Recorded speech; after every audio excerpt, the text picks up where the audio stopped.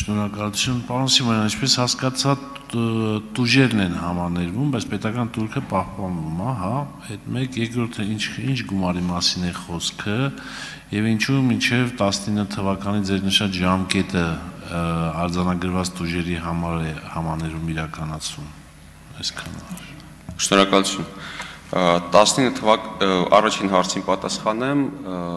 տուրքերն են համաներվում, այսինքն տուրքերի մասով պարտավորությունները մինչև 19 թվականի հունիսը, որտեղ մինչև այդ պահը օրենքով այդ տուրքերը սահմանված են եղել լիցենզիա ունենալու համար, այսինքն այդ պահից սկսած տվյալ գործունեությամբ զբաղվելու համար լիցենզիայի տուրքը հանվել է եւ համապատասխանաբար մինչև այդ պահը հաշվարկված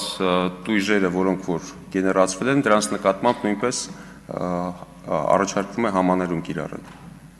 Ընդհանուր գումարը շուրջ, ես նշեցի, 1.4 միլիարդի չափի է կլորացված, եթե ասեմ, 1.35, որի մեջ 900-ից քիչ ավել միլիոն դրամ դա զուտ պետական տուրքի մասով պարտավորություններն են, մնացածը դա տույժերն են հաշվարկված։ Խնդրեմ արձագանք։ Շնորհակալություն, այսինքն արձանագրեցինք եւ Թուրքը եւ Թուրքի չմուծման հետևանքով առաջացած տուժերը համաներվում են, վերացվում են։